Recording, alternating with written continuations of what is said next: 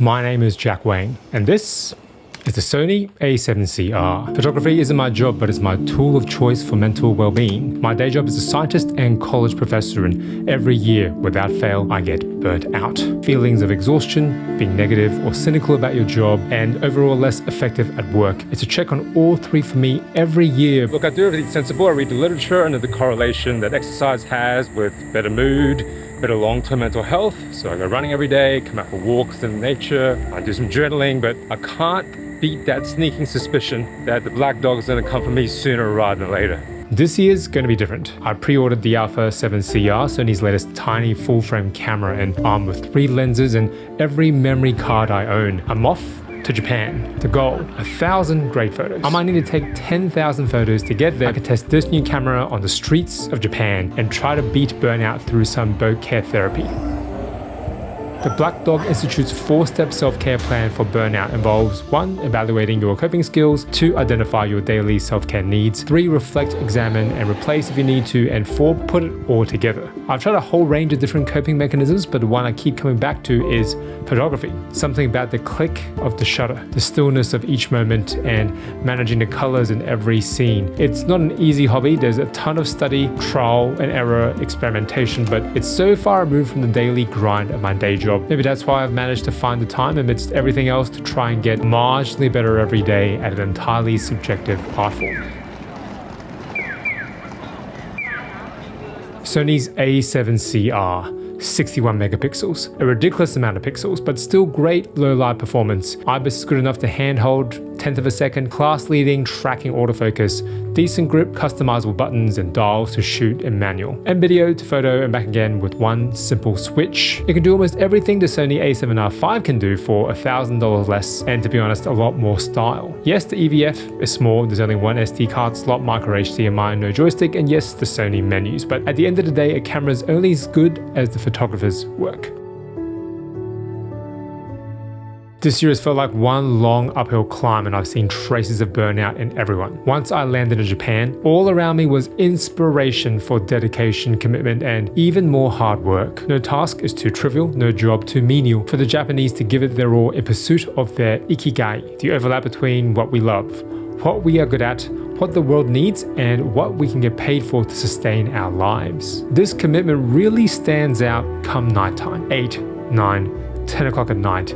People are still working or just getting off work, still energized, undefeated by the daily grind, ready to give it another go the next morning.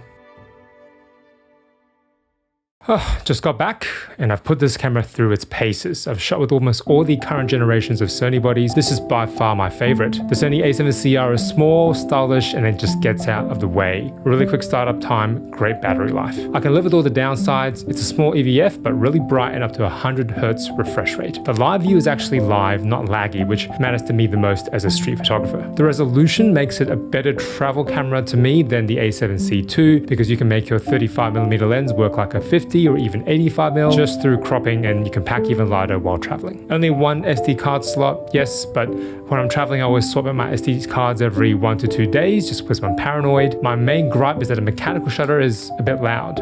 If they pair this with the guts of the A1 or A9 into this compact body, you can get rid of the mechanical shutter altogether. The Sony A7CR, like all the other Sonys, have, I think, best-in-class autofocus, especially the eye and face detect autofocus under dynamic, quick-moving conditions like in street photography. I use the spot tracking with the smallest spot and just use that to focus and recompose. It just follows the target around as soon as I half press the shutter. You can see here on the streets of Kiyomizu-dera in Kyoto that walk up to the temple.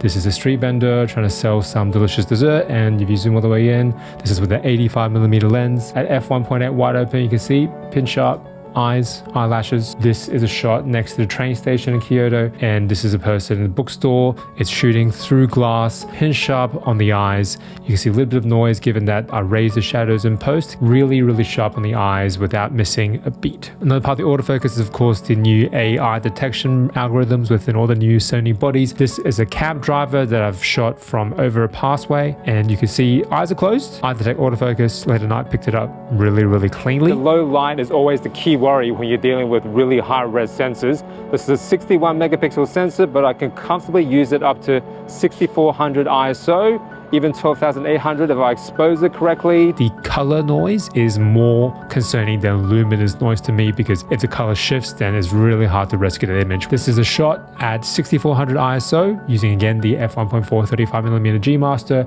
You can see there's a pretty clear night scene. At a global level, there's some noise, but it's not too obvious.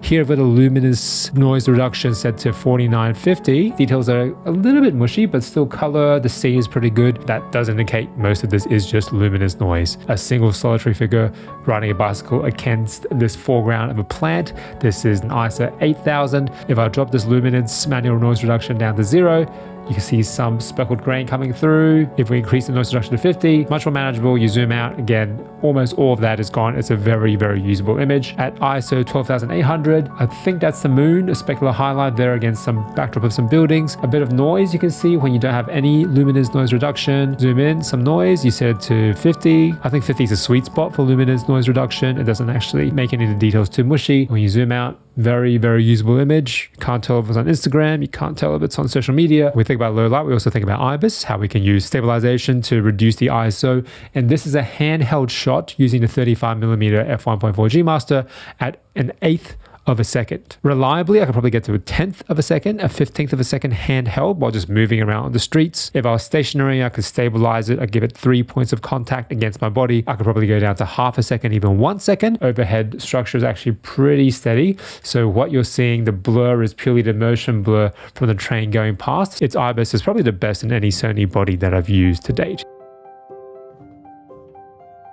After 100 hours of editing, it took 13,000 photos just to get 500 good shots in the most photogenic country in the world. The best part about the Sony A7CR is its form factor, how small and compact it is. I can take it everywhere and never have to compromise on image quality or the shooting experience. Photography takes an incredible amount of energy and commitment, and having a camera always with you just makes it all a little bit easier with a little less friction for that creative muscle. In reflecting on the past couple of months, it turns out that a fear of hard work isn't why I have burnout.